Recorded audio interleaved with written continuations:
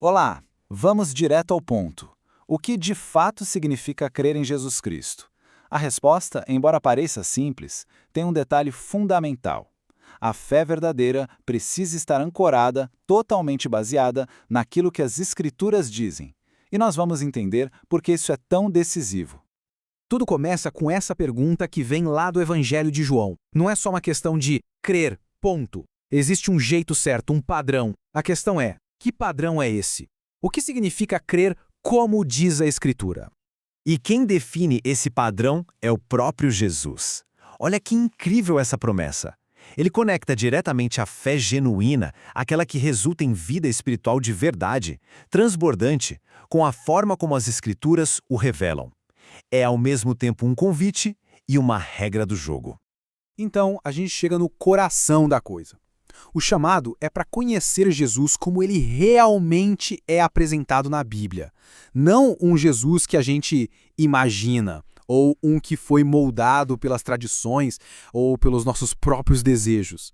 A Escritura tem que ser o nosso único filtro. E é aí que entra esse conceito, o Cristo bíblico. Quem é ele? É aquele que a gente encontra mergulhando na palavra, estudando com atenção. Ele não é fruto de uma experiência mística isolada, nem uma versão customizada que serve só para nos agradar. Essa diferença, gente, é fundamental.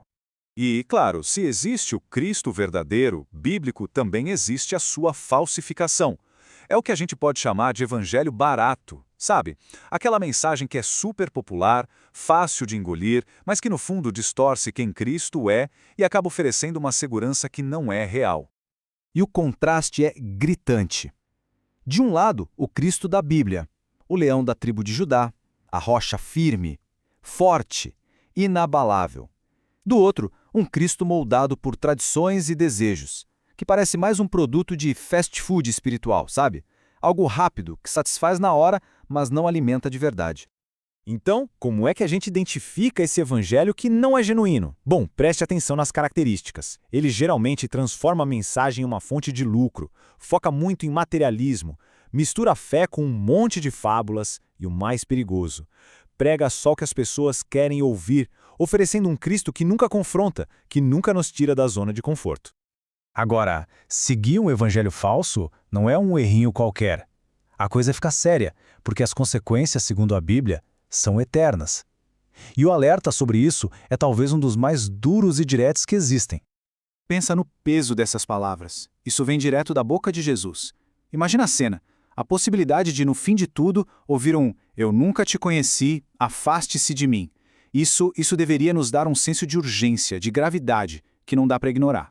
E aqui vem o ponto que talvez seja o mais chocante de todos. Esse alerta não é para quem vive longe da fé, para os ateus ou incrédulos. Não, ele é direcionado exatamente para quem é religioso, para quem clama Senhor, Senhor, para quem acha que está servindo a Deus. Isso muda toda a nossa perspectiva, não é mesmo? Ok, diante de um cenário tão sério, com consequências tão graves, qual é a saída? Onde está a segurança? A resposta da Bíblia é clara. É preciso construir a fé sobre um fundamento que seja sólido de verdade. E a imagem que Jesus usa da casa na rocha contra a casa na areia é simplesmente perfeita. Uma fé que se apoia na palavra de Deus é como a casa na rocha. Pode vir a tempestade que for, ela fica de pé. Já a fé construída em opiniões, em doutrinas de homens, bom, é a casa na areia. A ruína é certa. A escolha do fundamento define tudo. Tá, mas como se constrói na rocha na prática? O caminho tem 3 passos. Primeiro, óbvio, examinar as Escrituras com vontade. Segundo, buscar ativamente o Cristo da Bíblia e rejeitar as imitações.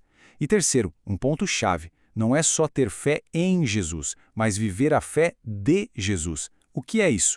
É ter o mesmo tipo de fé que ele tinha, uma fé que se prova na obediência. E olha só como o livro de Apocalipse amarra essa ideia perfeitamente. Ele define os verdadeiros seguidores, os santos, com 2 características que não se separam: obediência aos mandamentos e a posse dessa fé autêntica, a fé de Jesus. Uma coisa anda com a outra. Que tudo isso nos leva a uma constatação que, vamos ser sinceros, às vezes é meio desconfortável. O caminho da verdade raramente é o mais fácil ou o mais popular. Ele exige uma escolha. Preferimos o conforto de uma mentira agradável ou a verdade que leva à vida eterna, mesmo que ela seja dura?